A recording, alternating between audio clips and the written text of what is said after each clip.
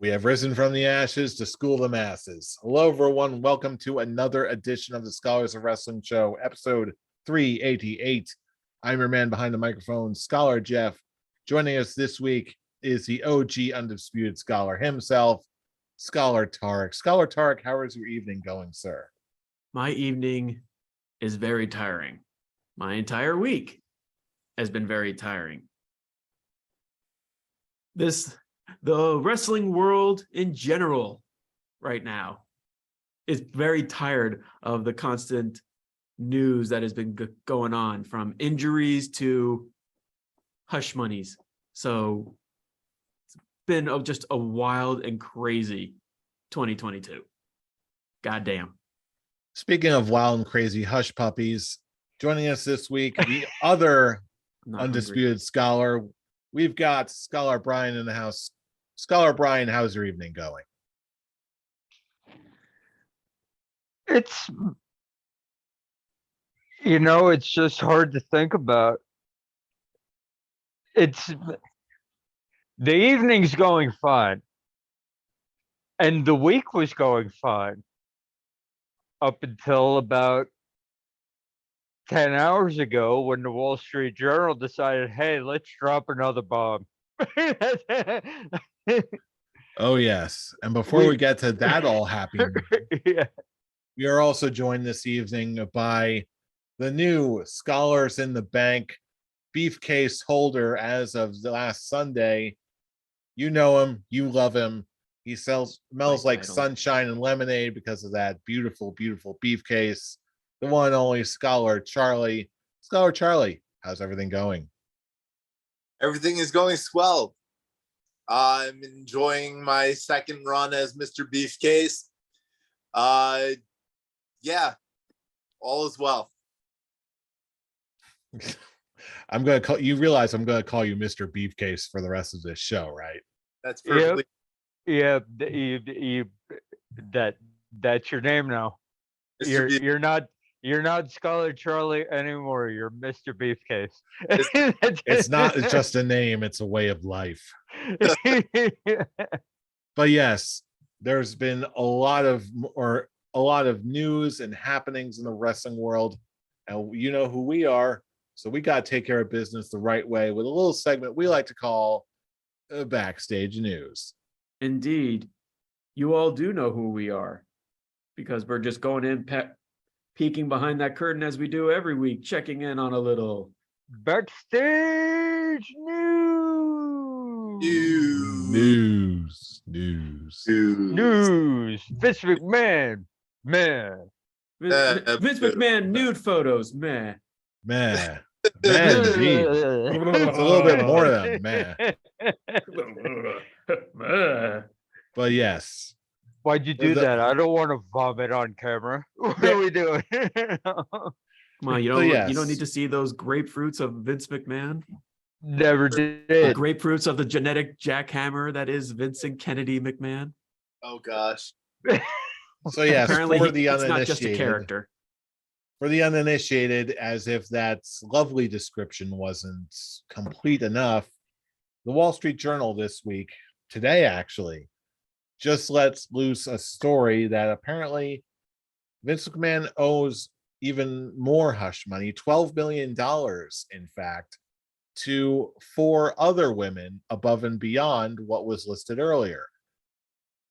This, what in a bit of further detail, there was some information that apparently this woman was paid one woman in particular was paid hush money of $7 million because she was an active wrestler, and when she refused to keep on going with the shenanigans backstage, she was said to have been quote unquote demoted, whatever that may be. There have been other reports that apparently further talks with backstage officials have picked up and continued, and one person was even observed to have said to investors, WWE hinges on, quote, Vince's standing as a leader, whatever that means. And Denise Salcido of Fightful Select has also made mention that the proposed Vince McMahon documentary for Netflix that was supposedly in post-production at this point just got pulled from their channel listing on Netflix and is presumably not going to be aired anymore. So all of that was just today. As of this recording, Friday the 8th. So I'm pitching it over to you, gentlemen. What the hell do you make of all this? Mr. Beefcase, you go first. Be fair, Mr. Beefcase. Vince is screwed. Vince is definitely screwed, no matter how you look at it. 12 million in hush money may not be a lot for him, but it's still a lot.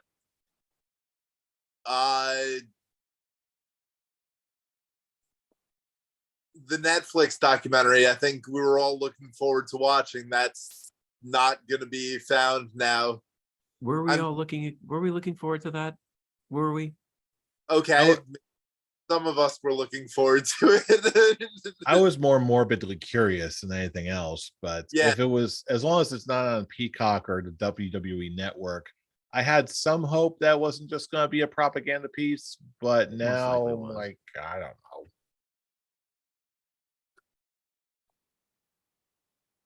The Self-Destruction of Vince McMahon DVD coming soon. WWE. Yeah, I was it's gonna like- say they probably just gave Vice TV a whole other season of Dark Side of the Ring. Oh my God, yes. We're like, oh Yeah. hey, we don't Just- know what we're doing for the next season of Dark Side of the Ring. We're running out of stories, and now this happens. I'm like, okay, get to pre-production, buddy. That just gets you like 10 episodes right there. Because here's the deal, okay? There's a whole bunch of shit that went into this. Talking about the 7.5 million, all of this has already been paid out. Okay, it's not owed. It was already paid out so that they'd keep quiet. That was the whole point. The 7.5 million, if you really look back and put the pieces together, okay, I'm not gonna say who, okay, because I'm not that kind of dick. Okay. But it's like if you think back, you can tell who this person is. That he paid $7.5 million to keep her quiet because he coerced her into situations, and then not only demoted her when she wouldn't do it anymore, released her from her contract when she wouldn't do it anymore. So it's like that in and of itself, if it stayed there, okay, not great. Not great, and probably should get you fired immediately from any position you hold just on that alone. But then you add on everything else. You add on everything else that's been said before this, and the other 3 that came out with this report, and it's like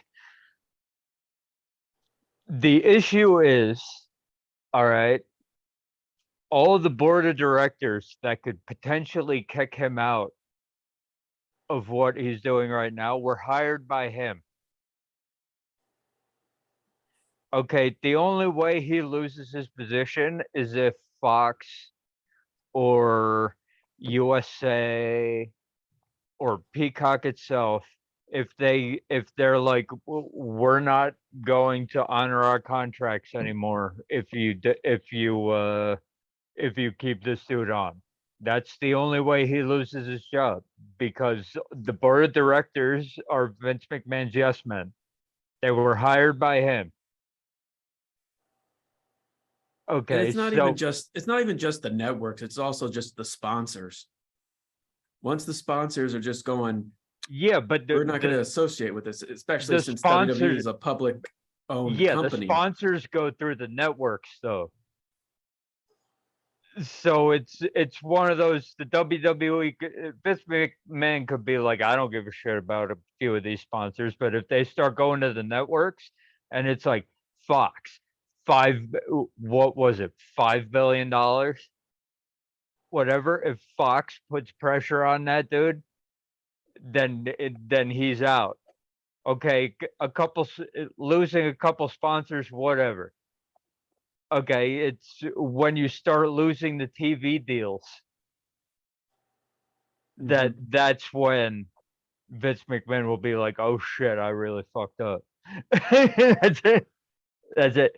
So it's like the only way you see any consequences for this at all is if Fox or USA step up and be like, "Nah." That's it. Now the question then would becomes, do you think that's actually going to come to pass? Because I know I put a prediction out there that someone was going to get fired, and so far there's been no announcement of any sort of releases or response Yeah, to this in any way. there's not going to be any response. It's like, have you heard from John Laurinaitis recently? Not Anything about that yet. dude? That No, it's not like you're not going to hear about people getting fired unless it's Vince McMahon. But you haven't seen or heard anything from John Laurinaitis at least recently, have you? So are you suggesting that John Laurinaitis is currently John no longer Laurinaitis with is the company right now? John Laurinaitis is already gone. They just haven't said it yet. The same way that Sasha Banks and Naomi are already gone, but you haven't heard it yet. So it's just one of those things right now. They're in flux, and they need a fall guy, but it's like they're not gonna name the fall guy at this point because everybody knows who the fall guy should be.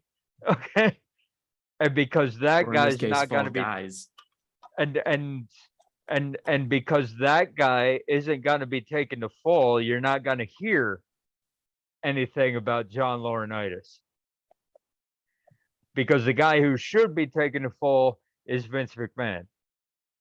But he's not gonna take the fall because he's got a bunch of yes men as his board of directors, and the only way they're gonna get rid of him is if the networks push in on it. And we'll see how that goes. It's only been what, 12 hours? More or 12 hours less. since Not enough for anything major to happen just yet. Yes, so it's gonna take a bit of time, but the only way anything gets done consequences wise for Vince McMahon, it needs to be through Fox or USA, mostly through Fox. With that being the bigger network. Yeah. So with all that being said, with this latest phase in this whole Vince McMahon drama, the question then becomes, is anything, Brian, we already heard from you, is anything actually going to happen? Will the board of directors, will any of the networks, will they respond in kind in some way? Will they actually, is something actually going to happen here? I'd say yes. It's not. I think it's now. Honestly, I feel like Vince was screwed from the first allegations. This one is just basically adding more, as just sealing the deal even more. It's those final nails in the coffin. I personally feel like, especially like network sponsors, they're not going to want to associate. It will be bad for their image, and it would be costing the WWE money.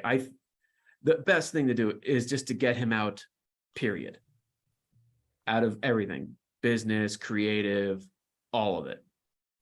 In order to really save the image of WWE, he has to go. And it's still a question on how much WWE is going to be affected by this whether he leaves or not, which I still personally think I think he's going to go. Because it's still just the fact of just what the higher ups knew before the allegations started happening, and what pretty much they did nothing about it until it was brought out to the public with the Wall Street Journal. So yeah, is something going to happen?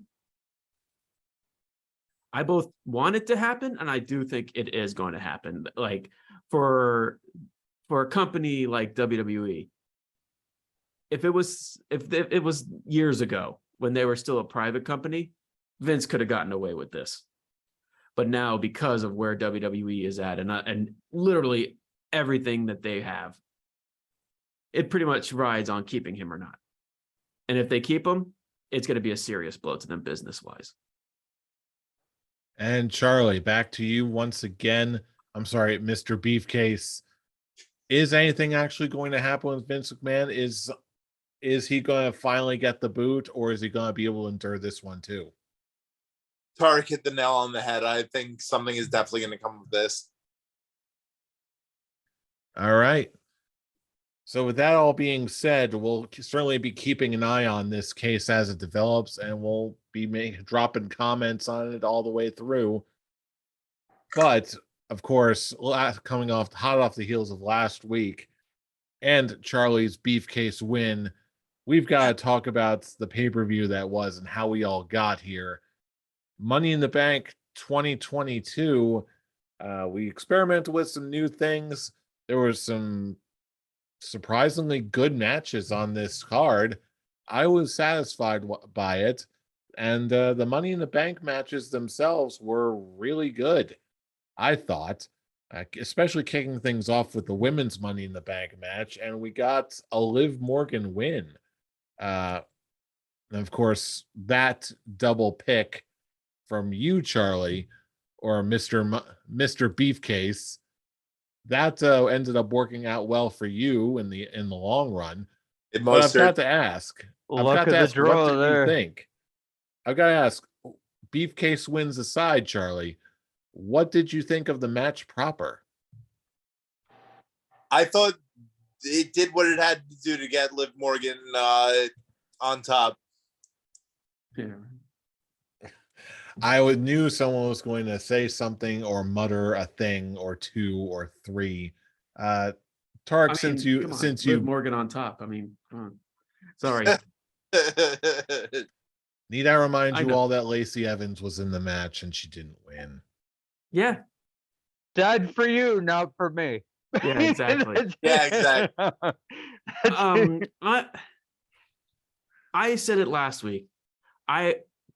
If Liv Morgan won, I would be extremely happy. And I went on a whole thing just saying how much she's improved in the ring and how much she's just so naturally like a good person to get behind. And I'm not just saying that because she's a Jersey girl. But it was definitely, in my opinion, she should have won it last year over Nikki Ash, ASH, whatever the hell because hell, where is she? Exactly. I will give the criticism of the match itself. It was a sloppy match, but it's nothing on them. It's just the dangers of a ladder match. The ladder is not going to cooperate with what you want it to do, especially in the case of Shotzi. It's such a shame that it was definitely not her night, but again, it's just also just the fact of ladder is going to do what ladder wants to do. It's not going to want to cooperate with what you want it to do.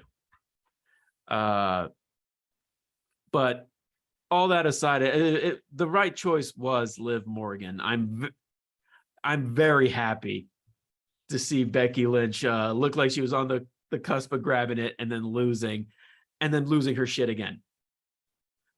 I said it last week. I want more of Becky Lynch going cuckoo for Cocoa Puffs. I got to admit, that part did really get to me. I've been really waiting for Becky to do something fresh and different and new, and this is it. And I am honestly digging this royally. Mhm. Again, I am not disappointed that, in all seriousness, for a Liv Morgan victory here. Liv Morgan is on a short list of ladies who absolutely deserve that title. She's been busting her hump. She's been doing good work, and she absolutely deserves this one. Uh, I looking around at everybody, I don't think I can think of anyone who will really disagree with that sentiment. Charlie, not the least of which you. Nope. I will say, I hope she gets a lengthy title reign. I hope it's not just I just hope it's not a transitional thing. There was the whole rumors going on of Rhonda wanting to have Liv Morgan cash in on her because she just thinks very highly of her, which is, I hope it's true, because that's just a very sweet sentiment. Because again, Liv Morgan is just so likable. Well, I mean, think about it. Who gets cashed in on and then hugs the person that just cashed in on them in the middle of the ring? That's the huge that's what I take from this. You also got to Here's take, for someone who just lost the title, Ronda was just going, well, I don't care about losing the championship. exactly. It's one of the Puppet it, thief. here's first of all, Shotzi. All right, not ideal. Not the ideal way you wanted to show up in that match. But l- everything that went on Twitter afterwards and all that, just like, oh, she should be fired because she had a bad night. Fuck. Once again, Get in the ring and do it IWC, yourself if you think.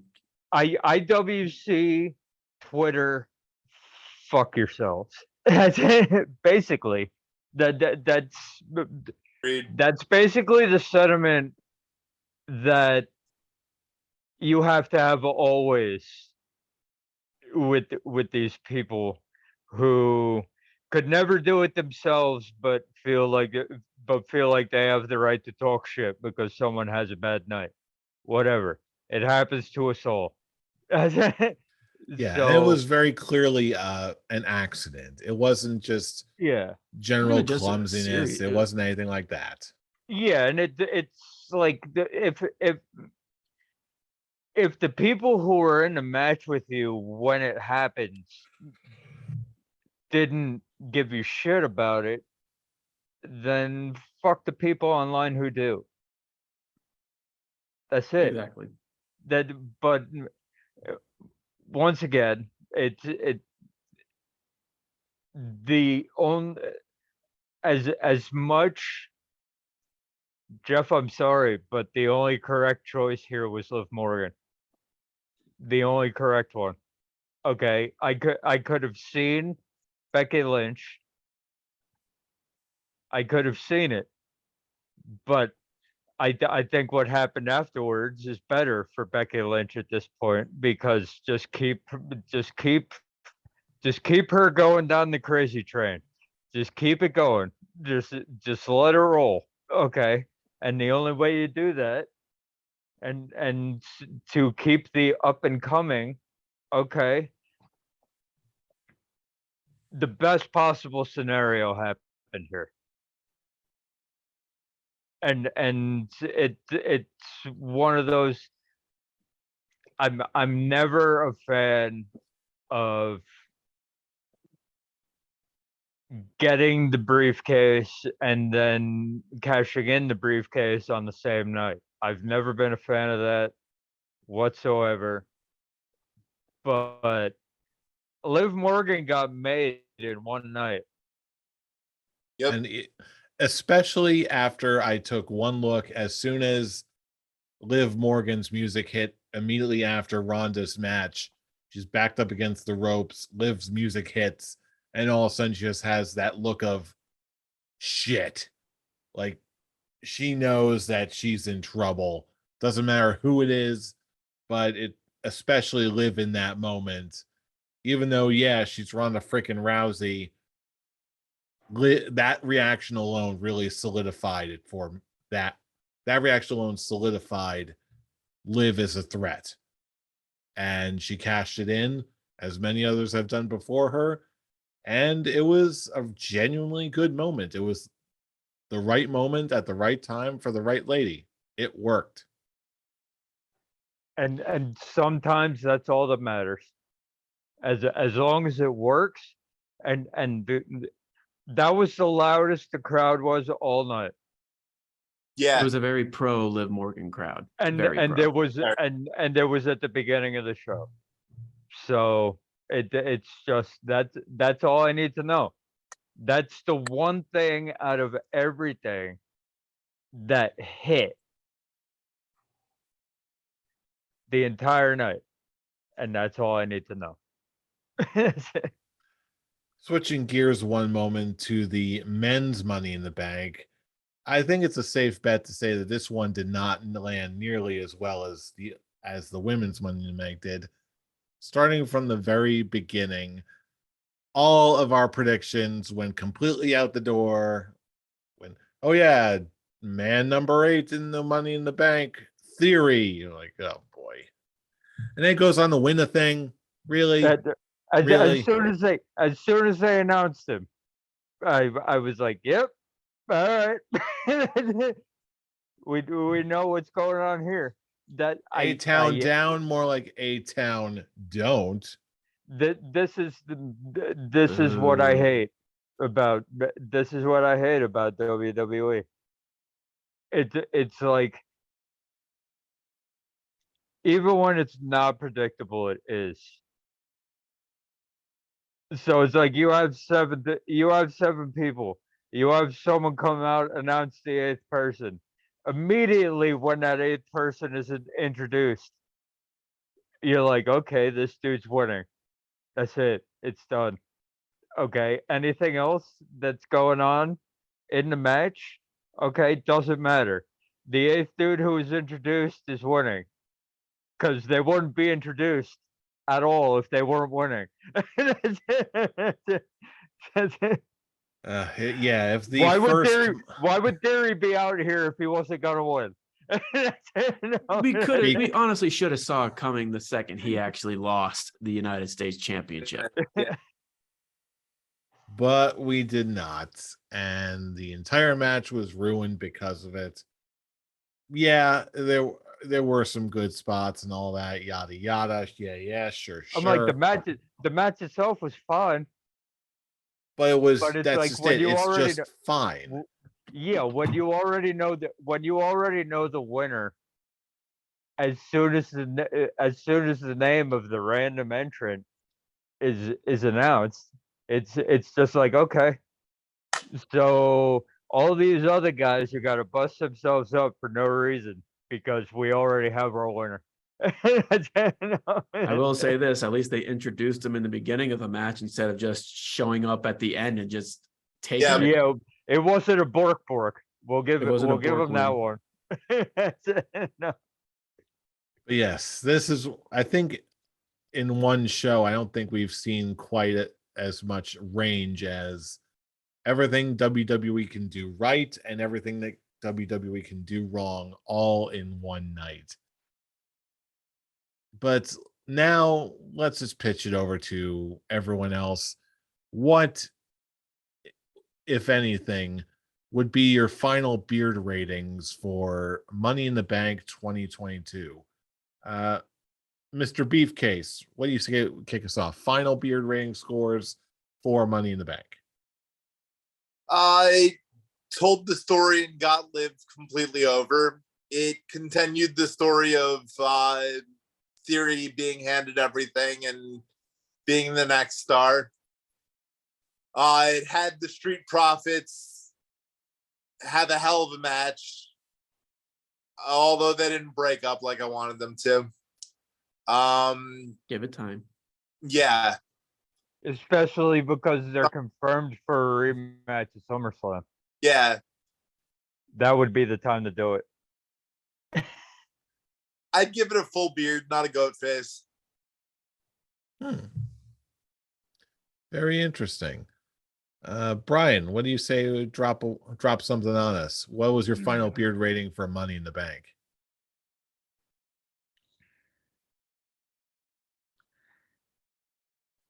I'm gonna go a low full beard because because I'm very happy with the Liv Morgan win and all the circumstances that went around it. The Usos versus the Street Profits was one of the best tag team matches I've seen for the year. I'm not gonna say it's the best one because not even close, but it's up there. So, and it's like the wrestling was good for the most part. I'm like, there's nothing I absolutely hated. And the only thing I have wrong with the main event is that you knew who was winning from the start because of how they announced it. The the thing I can say about WWE pay-per-views this year is that the wrestling has always been top notch. It's been good. I've never had an issue with the actual matches and the wrestling on the pay-per-view this year. It's just the way they go about it, and so I'm perfectly able to watch every pay-per-view that they put on. There's just it's just the winners that sometimes I don't like. Such as Theory winning a Money in the Bank ladder match that he wasn't in 5 minutes before the match. I don't like that, but the match itself was good. The match itself was fun. So I have no issue giving this a low full beard. I gotta say though, I gotta interject here. I do have to go in a very different direction here. Yes, Usos and Street Profits was a tremendous, tremendous match, easily match of the night. But when it comes to big attraction matches like Money in the Bank, if the execution isn't there or is lacking in any way, I feel like it really shows up a lot. And for me, for everything good about this show, I feel like that's the show ended not with a bang, but with a whimper. And for that reason, I cannot give this a 4 out of 5 full beard. I'm going to give it a classic goatee, 3 out of 5, but a high one. Instead of a low full beard, I'm going to go high to mid threes, like maybe minimum 3.5, maybe a 3.6 or a 0.7. High classic goatee, but classic goatee all the same. Fool, which way are you going with this one? First thing I want to point out the positives. Is just the Liv Morgan storyline that had just happened throughout the show. And then the Street Profits versus the Usos. Predictable, but it was still a very good match.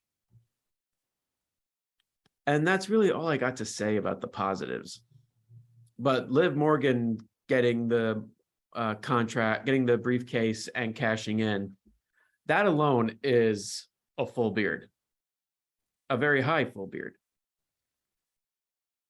But when it comes to the rest of the show, you got 2 mediocre women's matches.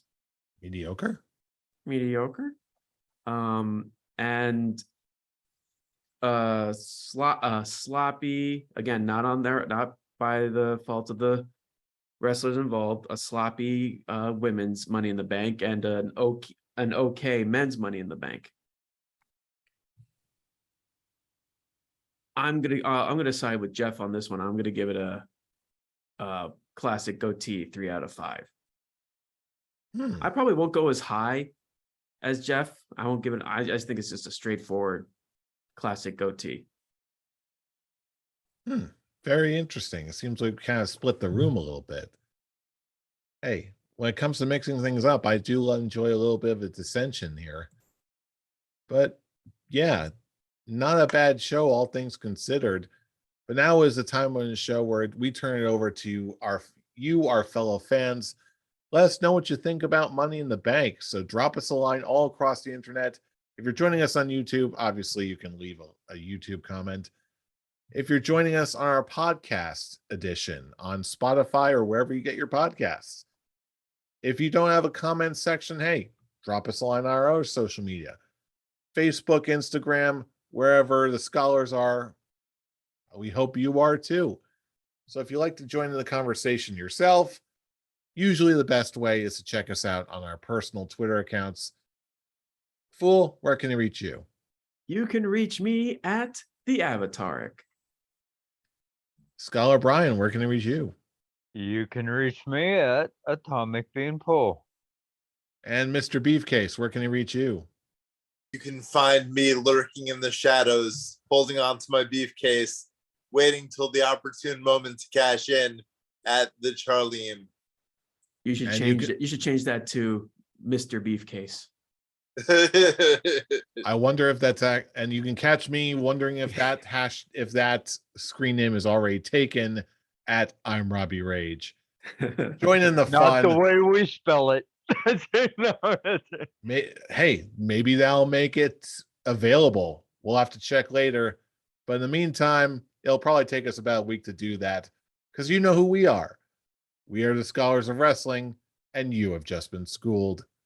You're welcome. You're welcome. Welcome. See you all next week for more shenanigans and hopefully a little less drama.